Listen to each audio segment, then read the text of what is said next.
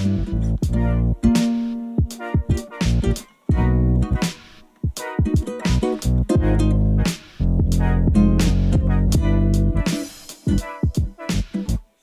and thank you for tuning in once again to the Group Theory Podcast. My name is Logan. My name is Michael. And we're sitting here today across from Dr. Rahim Moosa, Professor Extraordinaire here at the University of Waterloo in the Department of Pure Mathematics.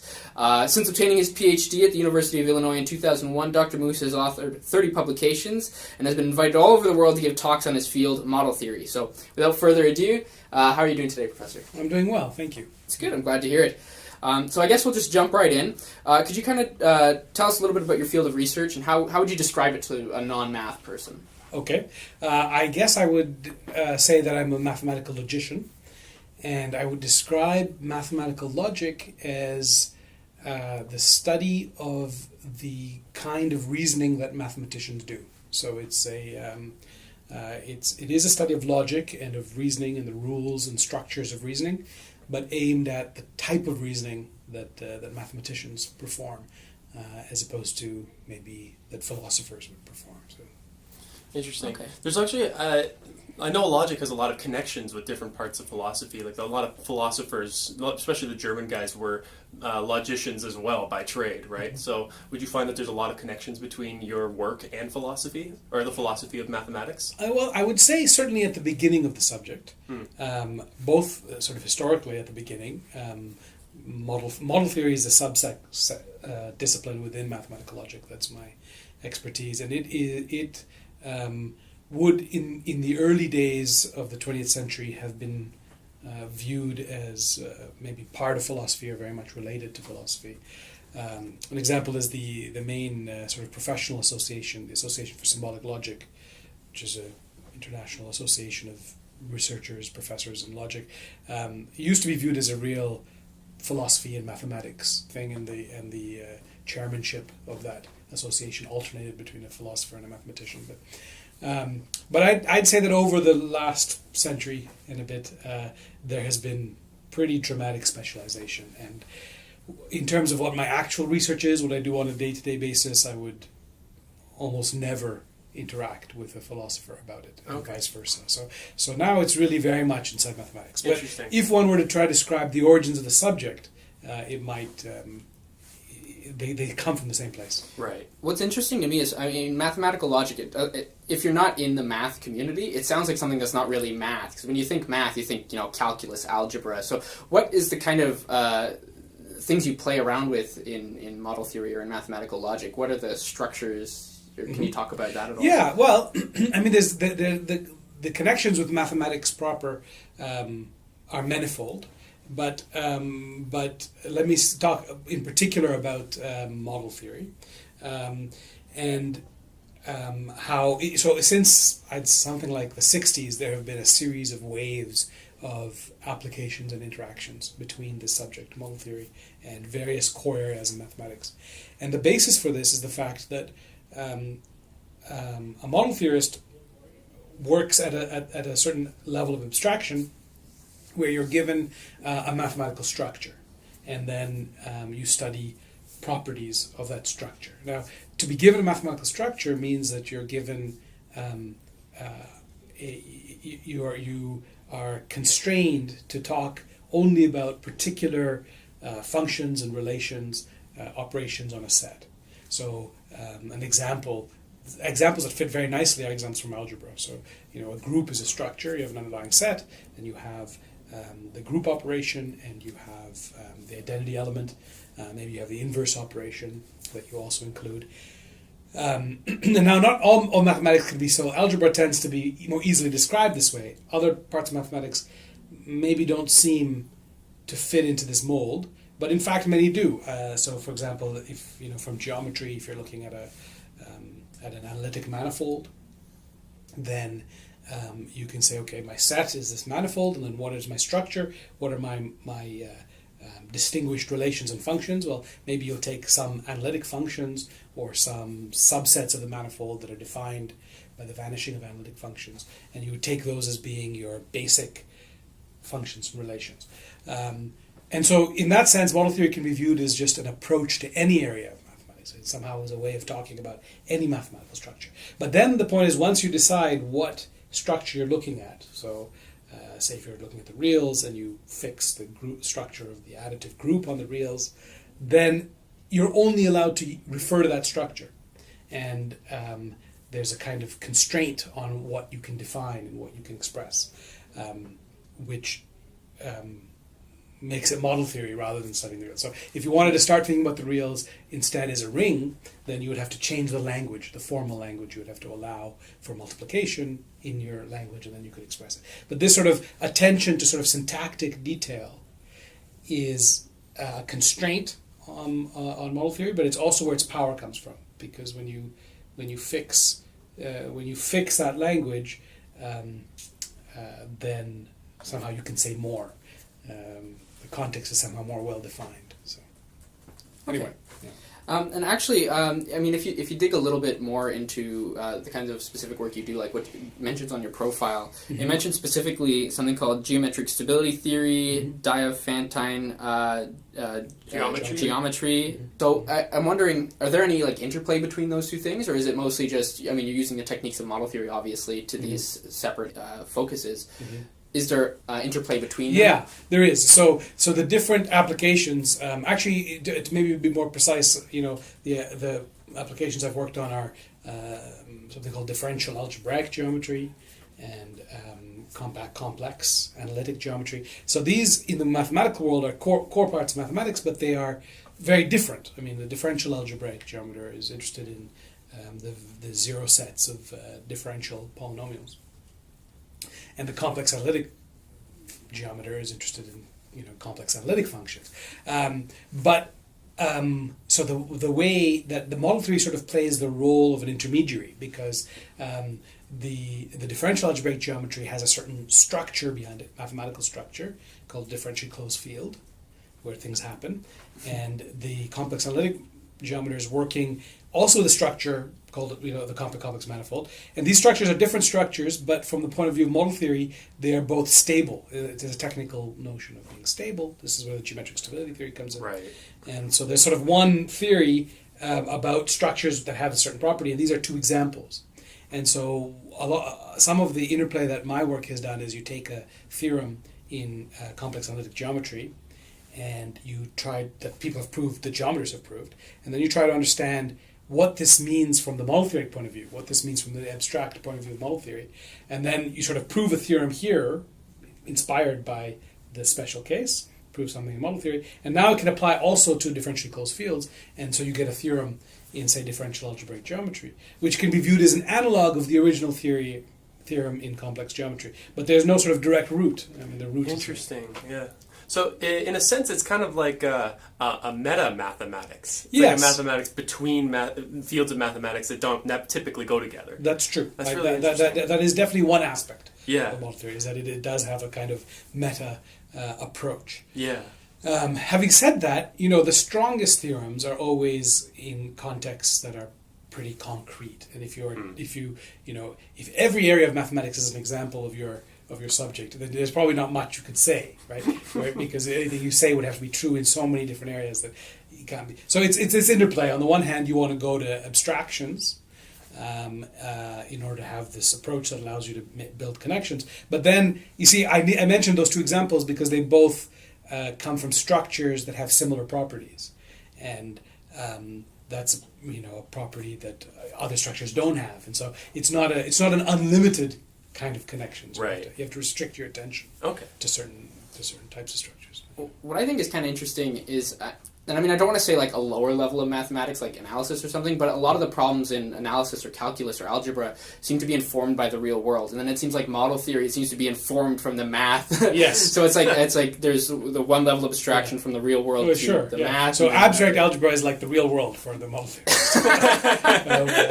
That's a correct observation. There's a sense in which a very pure model theorist can run the risk of being not connected to anything, and then when they connect to some core mathematical notion, that's like a reality check in a similar way as a mathematicians might view a reality check to be physics or something.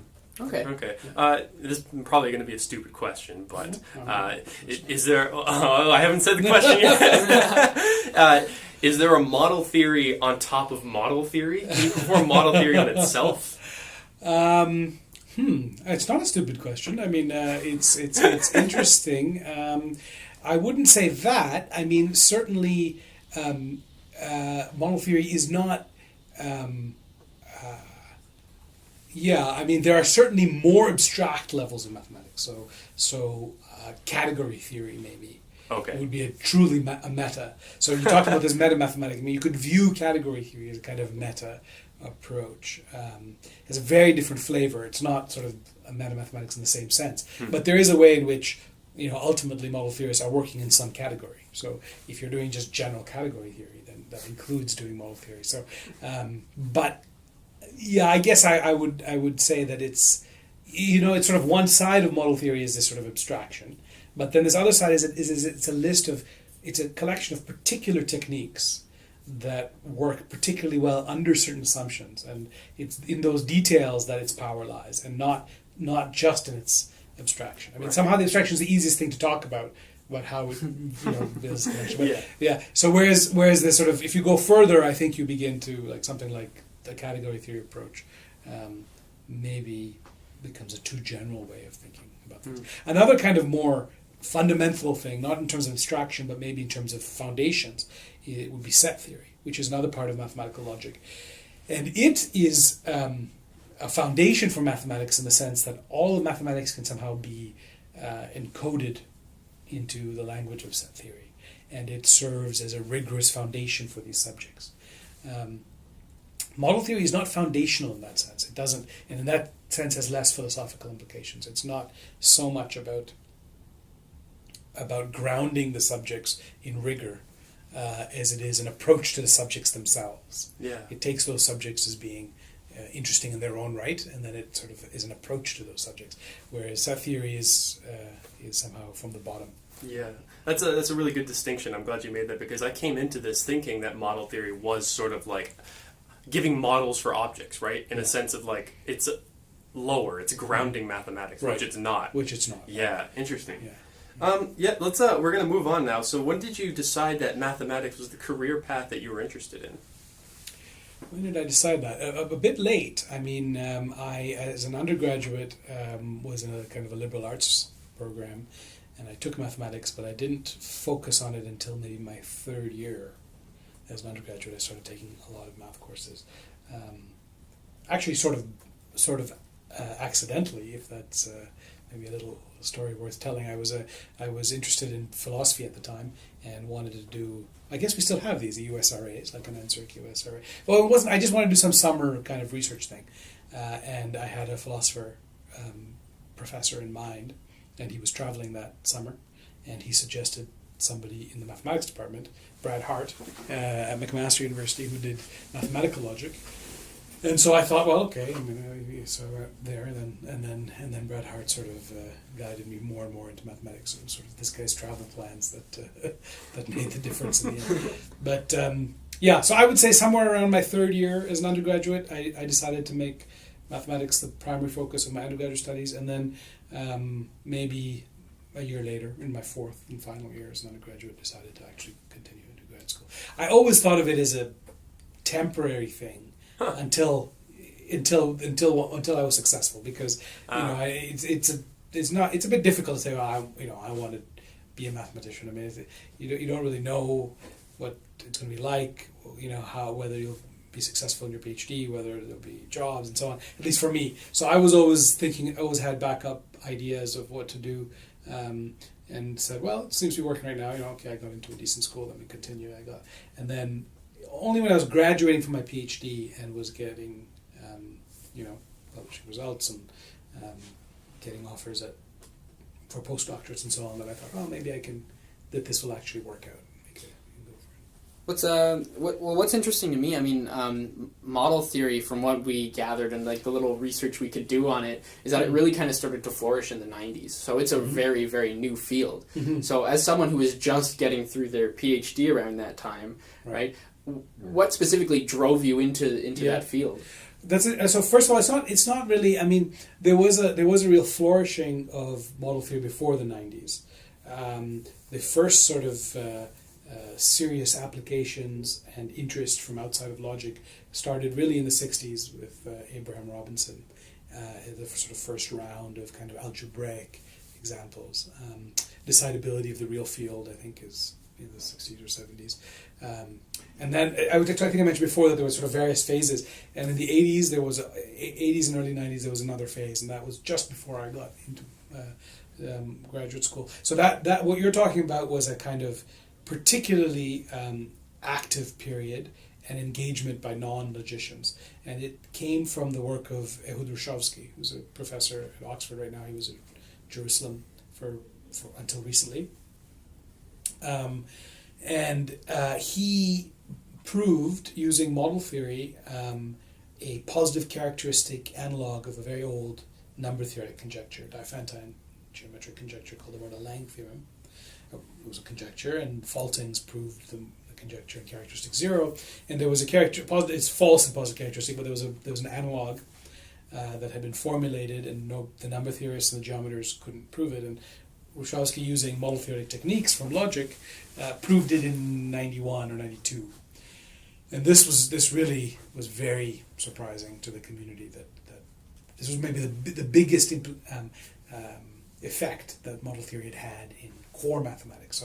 So now you have people who had no inherent interest in logic or in model theory who suddenly were trying to figure out what was going on, how was this possible. And so that was what pushed. So when I started my PhD, I started in 96. Mordell-Lang was 92 maybe, but by the time it was appearing and so on, it was 94. And then there were all sorts of extensions and corollaries, and so I was really educated as a model theorist in the heyday of that thing, of that application that starts with Rushovsky's proof, but then has many other examples around it. So yeah, I don't know if that answers the question of what. Sure. Yeah, that it was new in that sense. These interactions were very new, but there had been another phase of interactions, 10, 20 years earlier, and then 10, 20 years earlier than that. So it wasn't a totally new application, but it was probably the strongest ones. Okay. If I may, what in specific, though, in your your mathematical career, drew you towards model theory? Well, I guess it was more happenstance than anything else. So I mentioned Brad Hart, an undergraduate NSERC USRA supervisor. He happened to be a model theorist, and he taught me about model theory. I did a USRA in it. I got interested, and I started moving in that direction. There was one other strange connection. Were you guys were in my talk on this hyperreals? Logan was. I wasn't. Yes. Yeah. So the reason I like this subject is when I was in my first year, calculus, which was taught by James Stewart, who wrote the textbook. He was a professor at McMaster. He taught us first year calculus. But I was in this arts and science program, this sort of liberal arts program, and the calculus was not ordinary calculus. It had a kind of humanities component. In particular, there was an essay component to the course, the first year course. So you learned the calculus, but it was a full year course, and then you wrote an essay, which was then vetted by your writing professor. Wow. Yeah, so it was a combined project between writing and calculus. It's an interesting program, still exists at McMaster. Anyway, the topic I took was sort of the infinitesimals. And I, of course, had no idea about model theory. And I was studying infinitesimals from a historical point of view. So I was studying Leibniz and Newton and the various issues there and so on. And then in my research as a first year, I came across this non-center analysis. I didn't know what it was. But it was somehow mentioned that it was a modern treatment which made Leibniz's ideas rigorous, and I included that as a final section in my project. And I remember Stewart wrote something like, that this was something dismissive. I can't remember what about this. So, but anyway, then 3 years later or something, I'm doing this USRA, and my supervisor turns out to be a model theorist, and then I realized that non-center analysis was actually a subject within model theory. And so I had actually been a little bit of exposure to model theory my first year accidentally, but yeah. So and then I really kind of followed his mentorship, which is a little bit odd. A lot of mathematicians, are driven in some particular way, but I I just enjoyed the subject in that late bit of my undergraduate, coming again from my philosophy interests, but somehow, and then I decided and I applied to work with a particular person. Anand Pillai was my former supervisor. And so somehow it was kind of predetermined. I went to Urbana-Champaign because that's where he was, to do my PhD with him. So I actually chose model theory rather early as between third and fourth year undergraduate, which is, I think, not the normal. No, I don't think so. Yeah. That's really interesting. Yeah. Now, I guess we'll just we'll move ahead a little bit. Uh-huh. Now we're wondering, what was like the first mathematical result you remember producing? Like, even if it wasn't good enough to be published, just playing around with math as an undergrad or something like that. Right. I think as an undergrad I didn't. My interests were, as I said, were kind of broad and only approached mathematics late. So my undergraduate, I was mostly catching up, doing advanced, analysis and algebra in my third and fourth year. I never really, even though I did these USRAs, there was never really any original work there. So I think the first result that I got would have been, maybe I mentioned two. The very first one was not published, and it was something in model theory of groups, stable groups, which some classical results about groups that had been extended from the stable context to something called a simple context. So within model theory, there are theories that are stable, and a more general collection are called simple theories. And it had recently been generalized. So groups that land in the stable class have various nice properties, and they had recently been generalized to the simple class. And my supervisor asked me to work out the case, instead of a group, to consider the case of a group acting on a set. So you can view a homogeneous space, a G set, as a kind of generalization of a group, slightly more structure. And I proved the analogous theorems in that setting.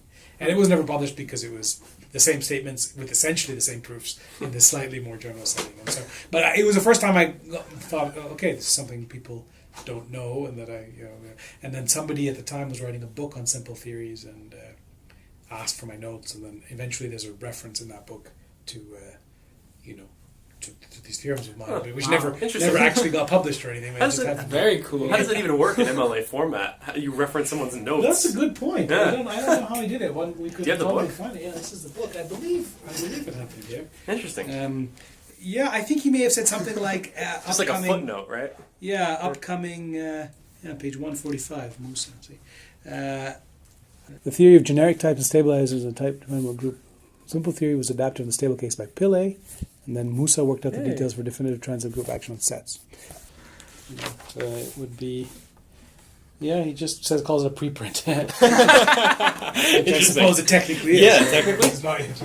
Yeah, so that would be my first one. Okay, maybe cool. I'll stick with it. There was a real first one that was published. That was also while I was a PhD student, which was sort of more exciting. But that's still pretty good. And that's not too uncommon. Somebody's working on a PhD, and as somebody hears that somebody's student is working on it, and maybe you could work it out yourself. You need something. You're writing a paper or a book. You need something. Maybe you could work it out yourself. But you know that some student is doing this PhD. You ask them. They say yes. This is what I've done, and then you refer to that either as to appear in their PhD or preprint or something, and then if sometimes that never actually appeared, and it didn't even appear in my PhD. It didn't appear anywhere at all. So except in this one reference. Yeah. I had one question. You mentioned the simple groups, and you said that they were kind of like a generalization that occurred at the time, right? Which I'm curious. Were you doing research during the time of I don't remember what it was called, but it was like the categorization of simple sporadic. Yeah. There we go. Right. No, so it's simple in a different sense. Simple is a terrible word. Okay. My bad. So I was referring it to in a different sense. There are theories that are called stable theories, and then simple theories are more general. These were groups definable in simple theories. All right. Having said that, actually, there is some. As it turns out, there is some connection between the study of groups in stable and simple theories and the techniques used, in fact. But these are infinite groups. So those were finite. That makes sense. So that's part of understanding that project. No, I wasn't involved at all. And I guess that was I don't know when that actually fully finished. I in the 90s maybe. 90s, yeah. But already when I was a grad student, it was sort of viewed as complete, but somehow too huge for any one person to absorb. But yeah, no, I didn't. Okay. Yeah. On the flip side of what your first mathematical achievement was, what do you say was your proudest mathematical achievement? Well, I tend to forget how I felt about things at the time. So there may be older things, but the first thing that comes to mind when you say that is one of my more recent things, which is collaboration with Jason Bell, who's down the hall in this department, and a couple of other people on the Poisson-Dixmuir-Möglin equivalence. So it's a paper that's maybe 2 years old now. And I guess it's probably the result I'm proudest of. It's certainly the result in the most prestigious journal that I have, this Journal of the European Math Society. And why? I guess because in my mathematics I have not had many cases where I was solving old problems, and by old I mean even a little bit old. I mean, it was often. The work that I've done was often very much developing the theory and the machinery behind things, looking at old things in a new way. So it wasn't very problem based. So I wasn't chasing particular problems. And this was an example of a problem that was, I think, sometime in the 90s, maybe not articulated until the late 90s, but definitely in the air in the early 90s. So a good 20 years before we solved. And it's a particular problem. It was a conjecture, and we proved it to be false. We found a counterexample, and we also proved sort of a best possible version. So we proved the actual statement to be false, and then proved a true version that was in some sense best possible.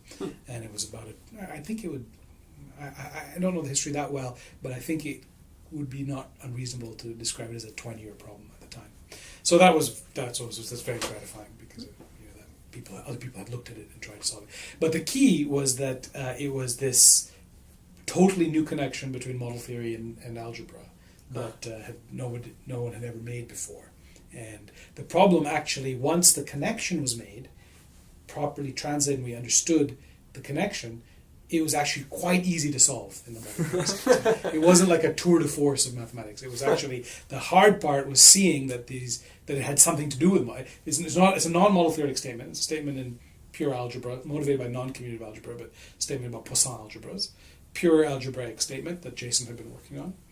And it was a matter of realizing that this was another way of talking about something that we in model theory had already been talking about and already knew some stuff about, and then brought that to bear and resolved it. It included my PhD student, who was a very strong student. He was on the paper as well as a collaborator of Jason Bell's, Stéphane Lenoir, who we never worked with him, but I guess he and Jason had been working on it before Omar and I joined. So there were these sort of two teams, algebraists and model theorists, and it was just a very happy collaboration. Nice. I'm pretty interested in what's the process of working on a problem like this look like? Like how do you go about? So this is maybe not typical, but this begins with a question in a PhD defense. So Omar does his PhD in differential algebraic geometry and model theory. Jason has been newly hired. I was part of his hire, and was very excited to have someone like him around. I knew that he knew stuff that was somehow connected, and so I asked him to be on the committee. And then he asks a question in the defense, which Omar isn't able to answer, but it's okay. It was one question, but it was very intriguing. But also so there's an expert external senior model theorist, Dave Marker, who was here as the external referee for the defense. He couldn't answer it either, but he realized that something was going on, and then he and I spent the afternoon after the defense trying to figure it out. And so it became clear there was something interesting there, but we couldn't answer the question. And then it took me, and then I basically worked on my own for about a month, just trying to connect the dots to figure out what the statement was, and eventually figured out what it meant model theoretically, and then told Omar and Jason. And then there was a question of, well, is it true? And if it's, and well, no, it's not true. There's an example that was known.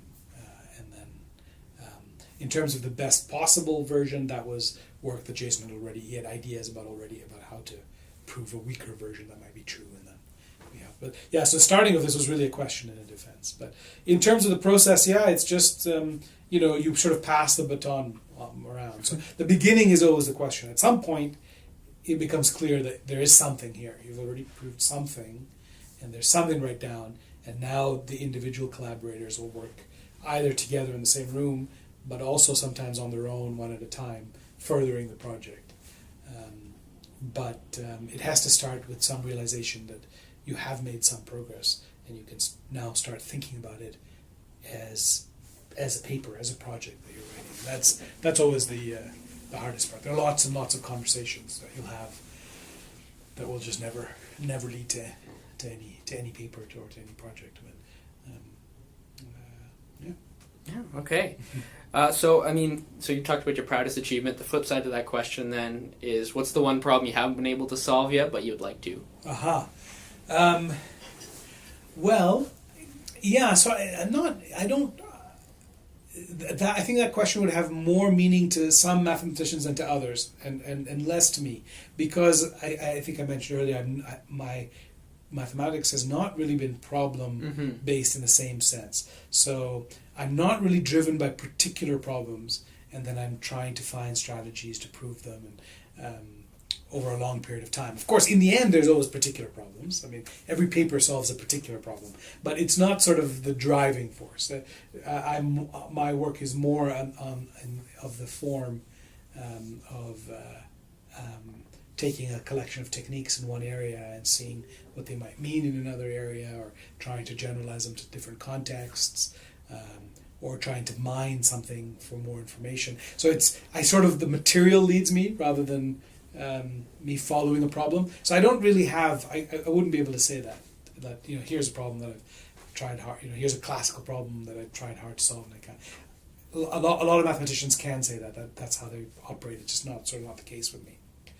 Having said that, there is a problem that I would love to solve, only not because it's particularly interesting or important. I'm not sure that anyone has thought. Well, I can mention maybe I know maybe 2 or 3 people who have thought about it, but only because it's a problem for my thesis. So when I finished my thesis, I had a problem at the end, which I thought, okay, it's just a matter of time, but it was the end of my thesis, and I need to graduate, so I just wrote it as a question in my thesis. And then all my early talks, like at my postdoc, when I was interviewing for jobs, you always talk about future work. I always mentioned this as well. This is a question, very natural question that came out of my PhD thesis. And one thing I often said about the question is that it's a yes or no question. And in both cases, it's very good. I mean, so if the answer was yes, so the question was whether certainly it was in complex manifolds. So we look at complex manifolds with a certain property, which I called essential saturation. I introduced in my thesis, and it meant that the duality spaces of this manifold and its powers, its Cartesian powers, are all compact. So it's kind of technical, but and then the question was, suppose you have a complex manifold with this property and you take a blow up of it, does it still have this property? And okay, so the answer is yes or no. If it's yes, it would be very good, because I had introduced this class of manifolds that were sort of a new class, and the class would be very well behaved if it was closed under.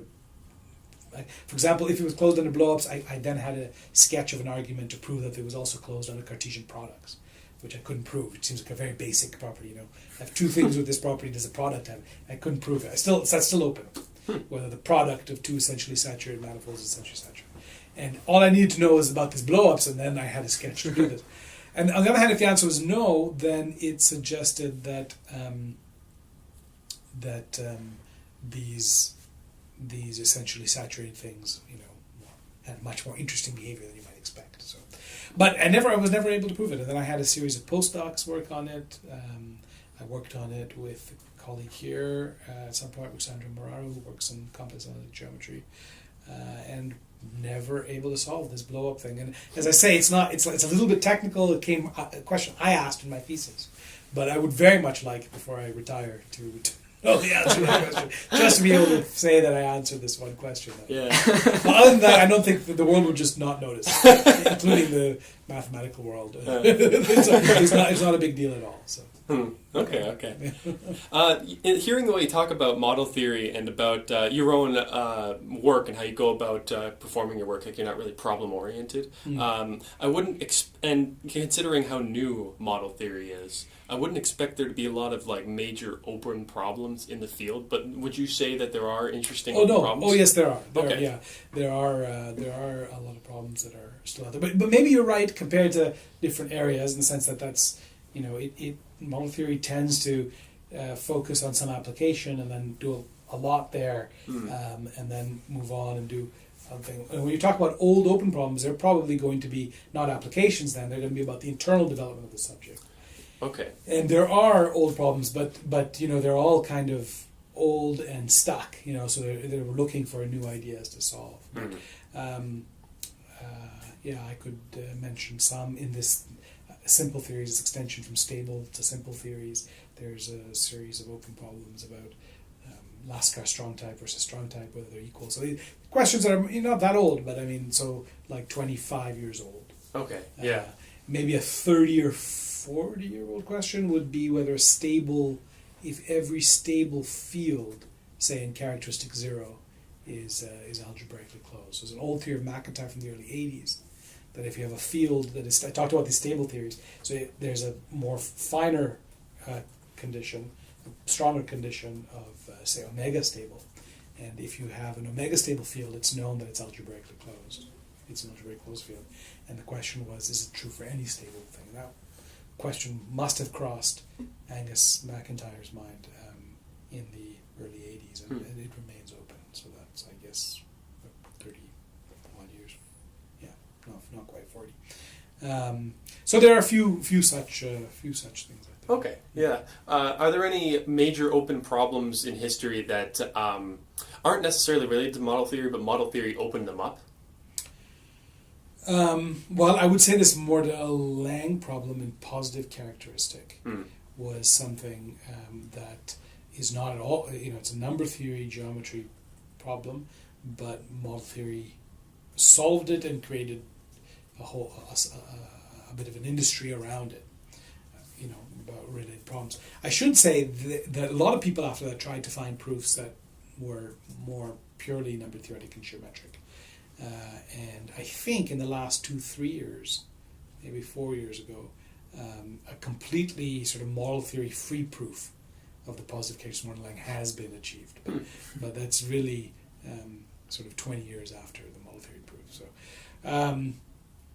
another subject that it has had recently really opened up is again a number theoretic application that I have not been so involved in, but I know about it. It's this work around Pila-Wilkie, Jonathan Pila and Alex Wilkie, and it's about counting rational points on varieties, but using methods of a subject called O-minimality, which is a kind of real analytic geometry, but from the model theoretic point of view. Sorry, can you say the word again? O-minimality, like O is as in the first letter of order. It stands for order. Okay. O-minimality. Oh, I see. I see. It says O-minimality. O-minimality. I get it. Okay. My bad. It's hard. Yeah, it's a technical term. Yeah. But it's a minimality with respect to order, and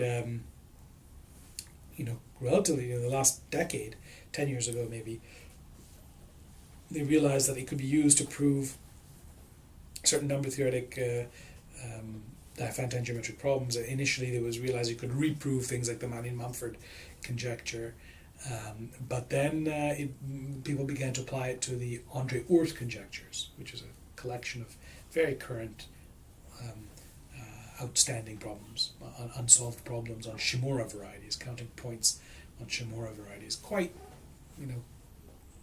it has some concrete instances, but the full statement is quite sophisticated of the problem. But certain important cases of it could be solved using these Pila-Wilkie methods and O-minimality. And there were, Jacob Zimmerman in Toronto has done work around this, and the subject the first serious progress on these conjectures came from there. And now you have quite a few number theorists who know minimality and use minimality, even though they're not logicians. Interesting. And that's in the last 10 years. So that's a subject that, again, had nothing to do with model theory. Model theory had a particular in and has generated a lot of interest. Right. That's interesting. Cool. Yeah, absolutely. So I guess we'll switch gears a little bit here. Do you have a favorite theorem in math, just generally? A favorite theorem? Maybe I am a logician, so I should pick something from logic. Oh, you don't have to. If you like the math. residue theorem, you can say that. Yeah, right. I think the completeness of Gödel's completeness theorem for first order logic. I think is a very meaningful theorem because a lot of people talk about the incompleteness theorem, which of course has a lot of philosophical consequences, but the completeness theorem can be described as saying the following: you take a collection of statements, and you ask, is this a consistent collection of statements? And there's sort of naturally two ways to imagine talking about this, right? So you could say that a collection of statements is consistent, this set of statements is consistent, if I cannot derive a contradiction from it. So this is a kind of proof-theoretic, syntactic notion of consistency, right? These statements form a consistent collection if I can't derive from them some contradictory statement. And so that's a kind of syntactic, proof-theoretic notion of consistency. Another natural notion is to say they're consistent if I can imagine a world in which they're true. They might not be this world, right? But I can imagine a mathematical universe in which those statements are all simultaneously realized. And that's a semantic notion.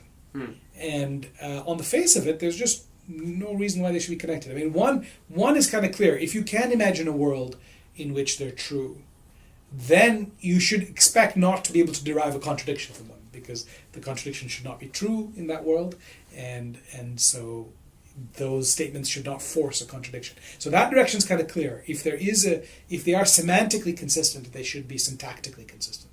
But the other direction is kind of mysterious. Just the fact that you cannot use these statements to prove a contradiction. What does that have to do with constructing an actual world in which they're true? Yeah? So that direction, in my mind, is a real leap. And the proof is not extremely difficult. The one uses now usually is this Henkenization, this Henken argument. It's the beginning of model theory, really. And model theory is on the semantic side. So model theory is not generally interested in the syntactic side. And this theorem allows us to do that because they're equivalent. The syntactic and the semantic notions are equivalent by Gödel's completeness theorem. One can work entirely in the model theory context. So it is sort of the starting point for model theory. But I think philosophically it's an important theorem. So okay. Yeah. Now, I think we've only interviewed one other person that's working in something like a higher form of mathematical logic, Ross Willard, doing universal algebra. Right. So we have to ask, in your exposure to model theory and mathematics in general, do you have any good math jokes? I don't think I do. Ross probably did. Yeah. Let me see. Do I have any good math jokes? I don't think I do. No. Sorry. All right. Sorry to disappoint. That's all right. Okay then. Do you have any like mathematical heroes? I know you mentioned earlier Gödel. So right. Would you consider him to be one of your? Oh, I don't think so. Not particularly. The great mathematicians are always fascinating to read about, know about, and I am certainly awed by people like Gödel, but I don't know that I would pick him out of a rather crowded history of. It really is kind of amazing if you look at what of great mathematicians. I don't know this as a historical fact, because I haven't done sort of a comparative study, but it seems to me that we have a lot greater share of our sort of geniuses than other disciplines. But names that do stick out, well, Ramanujan certainly does, partly because I'm of East Indian descent, so I of course think about him. The kind of mathematics he did doesn't move me much at all. But just the idea of somebody like Ramanujan who had it's very challenging philosophically to us, right? Because it's not clear that he had sort of worked out proofs, or he knew why. So a lot. He's kind of an amazing figure. Yeah. But also the sort of personal tragedy and involvement of his life and his migrations and so on, I think is interesting. The other character, of course, that comes from mind would be Grothendieck. Just in terms of the sort of scale of his mathematical vision, the abstraction and the elegance, economy, really revolutionizing algebraic geometry in very beautiful ways, bringing abstract algebra to the fore in algebraic geometry, and then of course also his personal life, his own eventually giving up mathematics and his life in the French countryside and so on. His recent death, I don't know if you know about.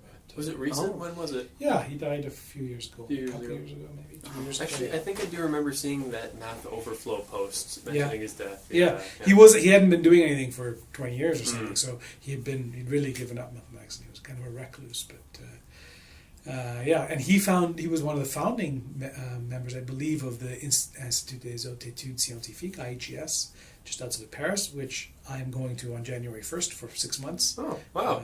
So fun. it's particularly on my mind. Yeah. Now, something that's curious to me about logic, or at least the way I see logic, and a lot of people, I think especially a lot of undergrads see logic, is logic tends to be kind of, I mean no offense when I say this, it just seems tedious at the start. It doesn't seem as interesting as the other forms of mathematics, like calculus is kind of real, it's kind of real world analog, right? So, but I imagine at the higher levels it must be very beautiful at times, and so I'm curious, what do you think? Do you think mathematics is more of an art or a science? And I would like to rescind my statement that a science is automatically tedious. Right. That's not what I was going for. No, that's not what you're well, okay, so let me first, before answering that question, just address this. I mean, it's certainly true. I mean, a model theorist would argue that it's the syntactic, proof-theoretic side of logic that's tedious. And the semantic side, where you're creating worlds in which statements are true rather than deriving contradictions of statements, is inherently interesting and not tedious. That's of course a very biased point of view. I feel so bad now. No. But there's something about syntactic logic which it just certainly is true. I mean, logic in terms of formal rules of deduction and so on can be very tedious to carry out. Of course, the point is that a logician doesn't do this. Though I'll leave unnamed a famous MIT mathematician. I did my postdoctorate at MIT. I was a Moore instructor there for 2 years, and was interested in complex analytic geometry and algebraic geometry. I went to lots of topics courses, sat in lots of courses, even though I was a postdoc, and spoke to a professor there once about my work and connections with geometry. And this is an example of somebody who had these very strong bias about what logic was. And at the end of me describing my results for my thesis, he said, it's very interesting that, just from counting that a subject which counts open versus closed parentheses can actually say something about this. So I think he actually meant it well, because overall he was trying to say the results are impressive. But he really had this view of logic as counting closing parentheses every time you open one, making sure you close as many as you open or something.